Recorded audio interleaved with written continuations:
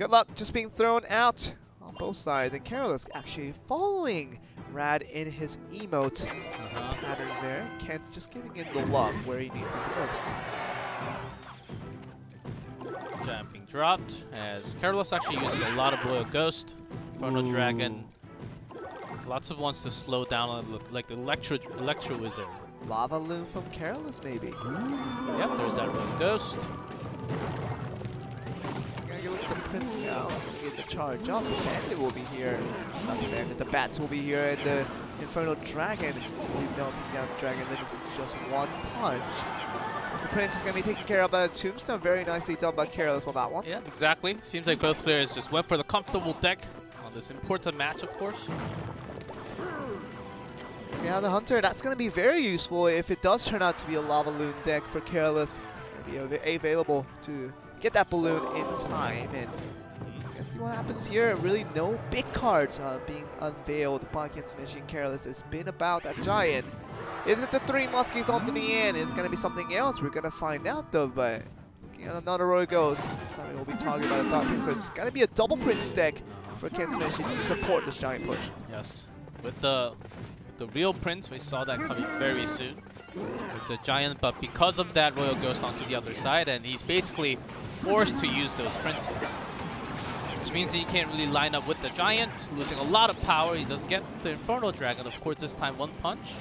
And Kenshin does actually get the favor out of this attack. So it's actually going to be a Royal Hogs deck here, and the Hunter will do a pretty good job, but not the best in terms of that, losing out in 1 elixir, but still losing out in HP as well. Kenshin has the Hunter plus the Log Fireball, so against those Royal Hogs, it's actually a good amount of defense for him.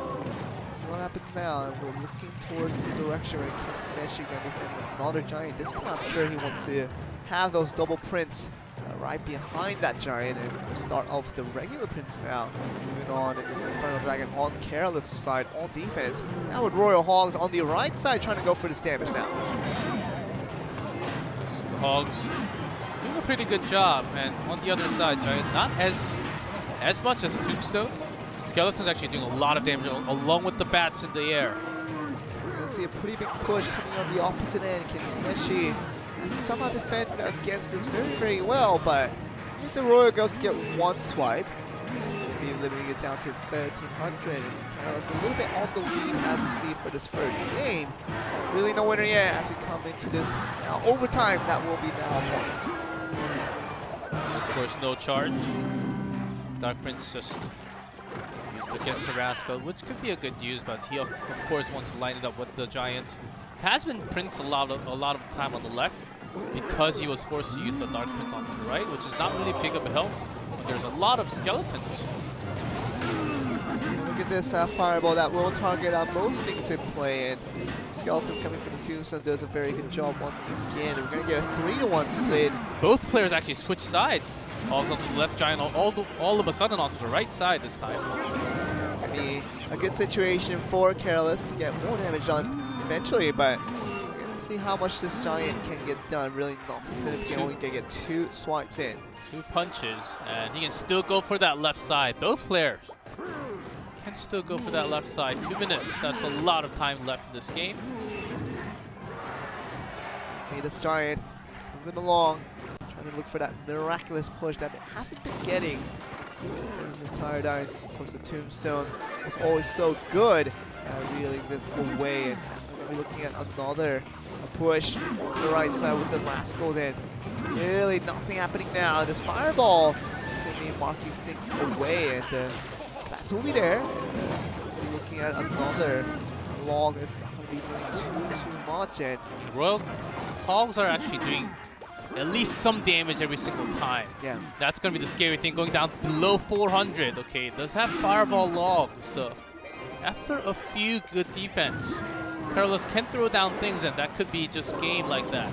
Double Fireball on to do it with the Log, and we're going to be looking at this, and the Giant Punch is going to the wrong place, and we're going to be now looking towards another Rascal push. And are we going to get anything from this? The Royal Hogs, is it coming? They are, and we're going to see how much they can get down from anything below 201. Oh, but that's way too much damage with the Log. That should be game. Careless gets the win, and Ken Sameshi loses yet another King of the Hill after his appearance in a very long time. He is now once again in a loss streak, and we're going to see Carolus move on to his second opponent to see if he can beat another one. We're going to see Carolus pull off a very impressive consecutive victories here against FAV Gaming. Donnie uses a lot of Poison Miner combo, but Miner was banned by FAV Gaming themselves, so let's see what else that he's got in him. As it could just be the Royal Hogs. Ooh, Carolus putting out the provocations, telling him that he is bored out of his mind. And Carolus will break the silence with this happen. It's going to force Donnie to play now the Tombstone in. Of course, the Bandit is just going to be getting the charge onto the Tombstone, but really nothing happening for me. He certainly swapped out a deck. Donnie he can just Lava Loon. Can be the bridge spam. Danny's definitely playing Lava Loon, so it's very interesting to see how this will affect the plays here, because Carolus, you talk about a push that will be coming from both ends, and it might just be controlled with the Royal Ghost, with obviously the Bandit, and P.E.K.K.A is probably going to be in here as well. Oh, wait, this is a Golem deck. Now he feels it. I think Carolus felt the exact same thing when that Dark Witch was put down. The Night Witch really helps us kind of believe that this is going to be another Golem push, but it's important to know that with the Tombstone, it is a new variant that has kind of trended in meta recently, so we are looking towards another one where the Bandit will once again just be targeted at the Tombstone, not going to get anything else out of it, so it's a pretty even trade. Bandit really won't be doing too much when there's so many error, and when there's Tombstone especially in the middle. That's why Carolus is kind of throwing that out to trade it with that Tombstone. The EWIS to stop the Royal Ghost from playing. We're going to see the P.E.K.K.A for the very first time from Carolus, so Golem onto the same side, so it's a little bit interesting of a play. But Golem was actually put down after the P.E.K.K.A, and I think Donnie wants to stop it before it actually destroys the Golem, and the Battering exactly onto the other side with the minions. Okay, the Battering will be reeled in by that Tombstone, but what else we're going to get, because the Zap is now coming through, and this Golem still being carved down by P.E.K.K.A is not good news for Donnie. I think Carolus wanted to test out because it seemed like a Golem deck for sure, and he had the P.E.K.K.A first. Still Golem being put out all the way in there because it was put out later. P.E.K.K.A took a lot more damage than it should before. Yeah, look at this now, the Tombstone, another one just reeling in this Battering, and even with the Zap that could come through towards the Skeleton, it really isn't worth too much because as if basically it is the pushing Golem in terms of the Golemites now, and it probably was not going to get very far from here. Yeah, P.E.K.K.A mostly, of course, being defensively used. Still Golem getting through because he doesn't have any structure of his own. That's going to be the main source. This one may be a little bit too strong. Tombstone, of course, will be coming down. P.E.K.K.A is here as well, but we're going to be looking towards this charge, and this Mega Minion will do a pretty good job swiping things away, but we're going to go to 2 minutes and 30 seconds left in overtime, of course, with lots of HP for both of these players, and let's see this P.E.K.K.A counter against the Golem, see if this Night Witch can get there. The Electro Wizard will be trying to delay. Ooh, good Bandit use, actually. You're getting the dash into the tower as well. That's going to connect a lot of damage, but as a counter, he does take some damage from the Golem as well, so that's about as even as in a trade, the last attack. Well, 1,300 down, and we're going to see how this becomes a factor in terms of more and more decisions being played, but he was slowing things down for now, and nothing else really coming for the what we're going to get for this final 2 minutes, because it's been a day full of these all time being used for all these players, and it becomes another case today where it seems like we had a lot of times, we had a lot of games that almost went to another yes, time. but Carolus is changing things up with the Battering spawning all the way from the back. That's why he has the Bandit, because he wants to get the dash into the Tombstone to get that Battering going into the straight to the tower. So he's changing up a cycle a little bit here. Donnie's responding actually pretty nicely against it. Donnie's going to be throwing down the Tombstone for that Bandit, going to throw everything else down to the other side where any investment is going to be on Donnie. Now this Battering will without connect. that Tombstone, this is exactly what Carolus wanted with that cycle change. As he's he's getting some damage in, but still quite away as he has his left one down to 1100. And I feel like this is going to be coming again. And even the bats connecting. Okay. Getting one shot each time from the Luxury Wizard, brings it down to 914. You're going to see this batter connect onto the left side, but Tombstone is there this time to really the damage and make sure you take all the charge through. So, well played being shown by CRL. That's kind of thinks that this is going to be a loss for him, and 217 it's going to be a fireball and a log away. And exactly. As seemed like Carlos had the right move because he changed the cycle down. He was able to push a little further. Yeah, I'm just going to give up. It's not even going to talk about this because it is eventually going to be over in time, and 7 seconds was not enough for him to stall it out for a tie-in. And what a long one once again. We're getting a lot of these very long matches in these 1v1s, and Donnie eventually comes out as winner. Second player from both teams, 1-1 tied. Donnie, what will you do? What will you bring? We're going to see it very slowly here as Ray Baggett is still holding things through and just going to wait for the right timing to play his first card, though. That's going to take some time, but we do see the truce break with some Barbarian Barrels. Okay, Not this time.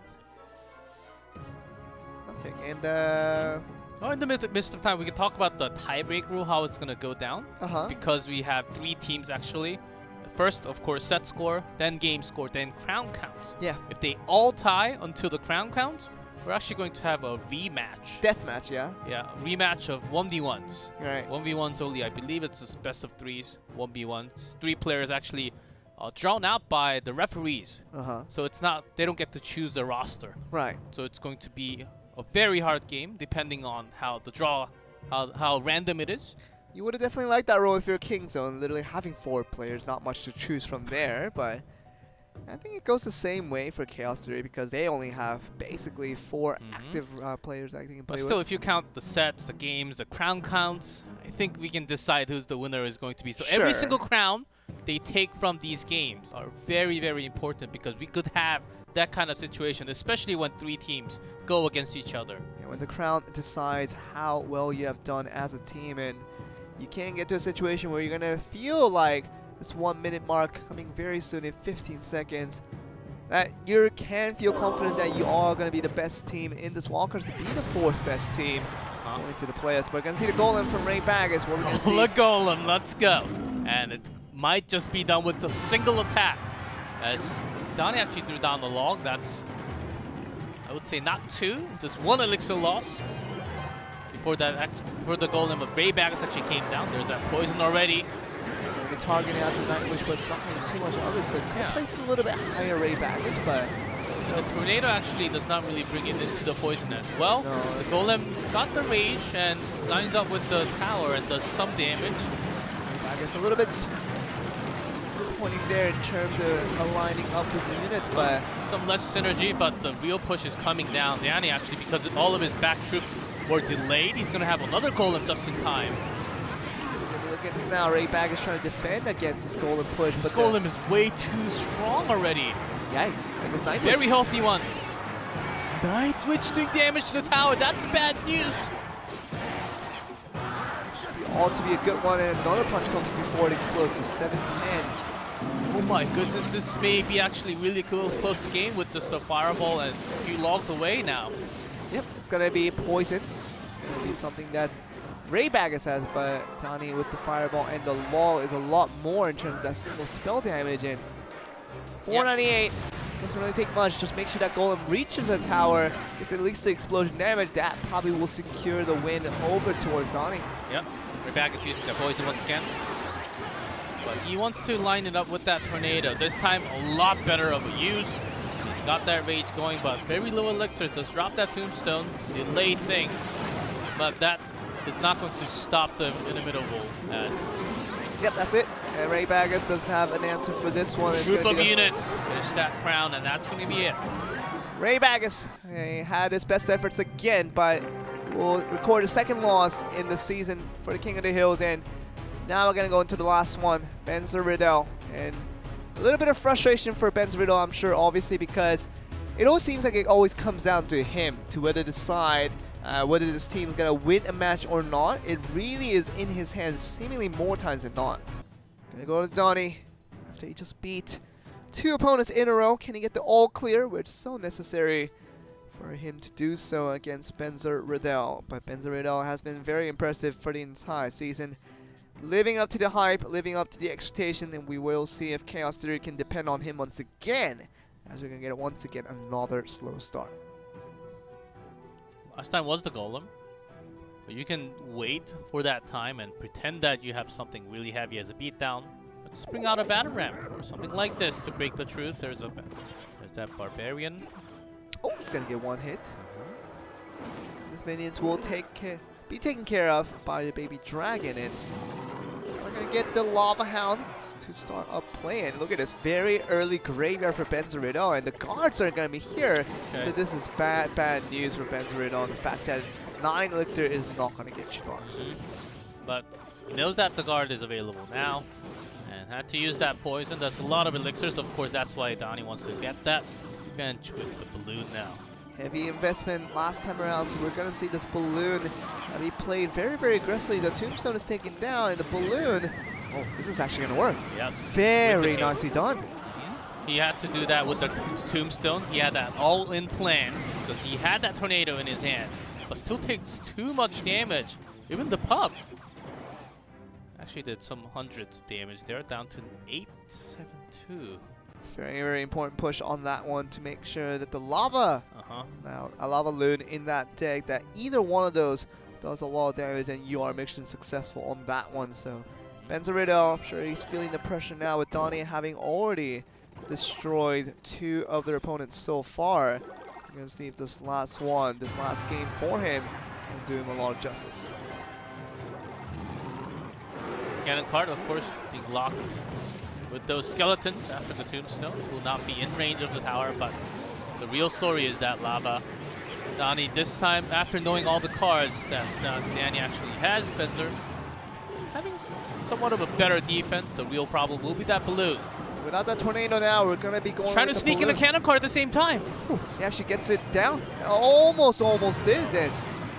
Doesn't, and the balloon is stopped as well. So great defense by both players right there. Yeah, I didn't even see that cannon card rushing in. That could have been very lethal if it had connected, but can get 1 spit from the baby dragon, but more so it's got Donnie. Can he connect that 1 more balloon through to that other side of that tower? But going for a poison cycle, and see once again another cannon card. Will it be able to connect? No, too many skeletons. But now it does after the poison takes out everything. Now it's enraging, so much damage. And look at the time. We're in overtime, 600 more. That's all you need to actually win the game. Lava Hound going straight.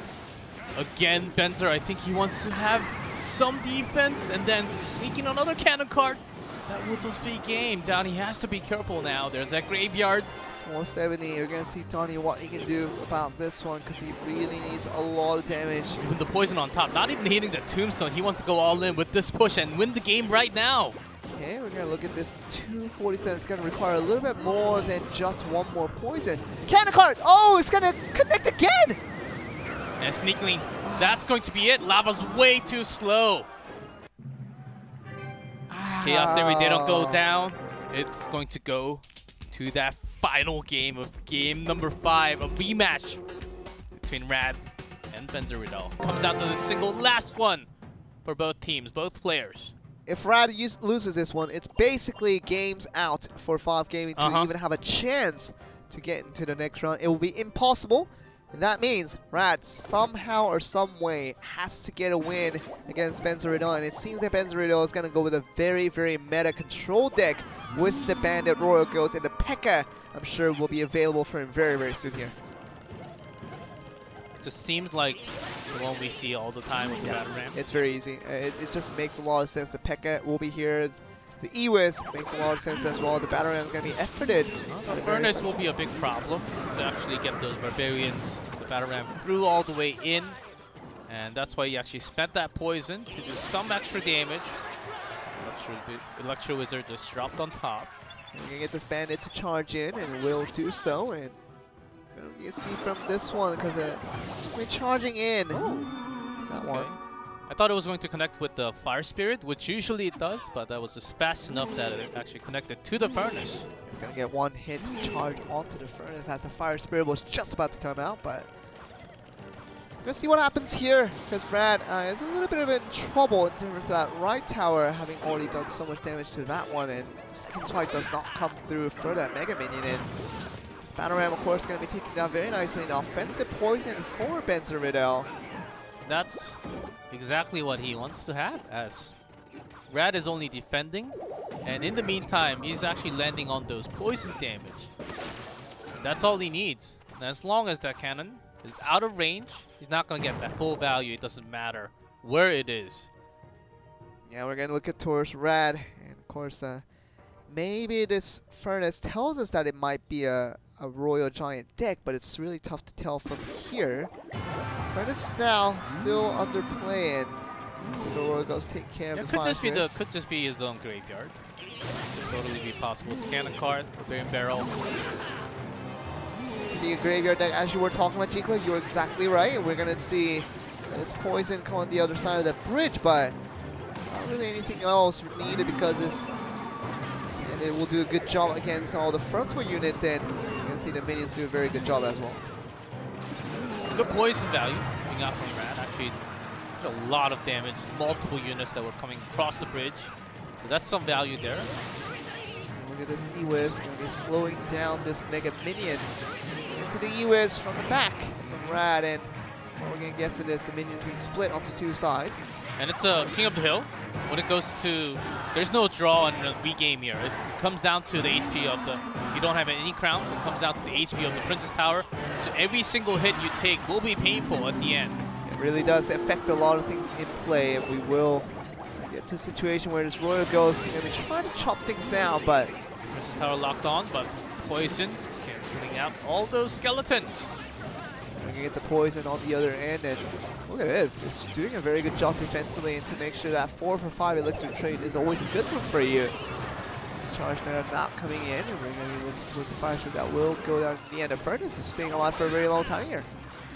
Just enough time to get the P.E.K.K.A all the way dragged into the center. Yeah, we're going to go with this now, and RAD now coming gets something going for him right now, because it seems like all the way through, BenZer is going to be the one to charge in. Yeah, that was not the best place to put the P.E.K.K.A, but he hit a lot of elixirs. There's that poison already. Double poison means that defensively has been used, and RAD is seriously just trying to go for desperation efforts to make sure this last 2 minutes is going to be somehow in the lead. He's a little bit at the moment, but he's going to be a little bit down in elixir. He gets a really nice defense with that P.E.K.K.A. Of course, does go down. P.E.K.K.A mostly being used in defense. It's really rare to actually have the connecting into the tower. Get the Rogos to take care of all the different factors here, and Minions does a good job. Just out of range, but still Barbarian and the Rascal Boy actually getting hits onto the tower. And several hundred damage. Maybe another poison for that graveyard to take care of it in time, and we're going to be looking towards RAD. Going to be just trying to stop the P.E.K.K.A from coming in every time. The Battle Ram trying to be stopping that as well. So, okay, this Battle Ram will connect. And the Barbarian. Decent amount of damage. Both of them will connect a lot of damage into it. Uh-oh. I think he has just done enough damage for this last minute. Might be able to finish the game or either go for a tie. That will result in a BenZer victory. Okay, that certainly was a lot of damage, but he does have to hold that poison against the graveyard oftentimes, so he can't really do poison damage to finish off the game. So that's the main problem for BenZer right now, as he's holding that for sure. BenZer, what we're going to see from him, because he needs to win this game, and that will bring his team a lot of goodness in terms of his opportunities. But RAD, they're one game away from going out of this tournament, to be sure. And we're going to get the offensive graveyard. We're going to see defensive poison. We are starting to get a little bit late, but this is still going to be just as effective. Going to be down to 999. See 720 on the left side, so if it does turn out to be a draw, it will be a win towards BenZer.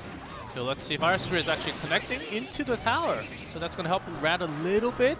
It's on the wrong tower, isn't it? Yeah, but it's on the wrong tower, but still adding up the tower damage. I think it's going to be very close. There's an extra poison in the graveyard. From RAD, chipping up a few hundred more damage. Let's see, it's actually doing a lot right now. That was very close, and good call by BenZer to go for that extra 100 damage. That was I think that was it. just enough. Yeah, that was very, very to close. take the win with the HP onto the tower. BenZer very decisiveness to go for the offensive poison in the end to make sure he has that advantage to win this out, and he does. And BenZer wins, and Chaos Theory wins in the King of the Hill.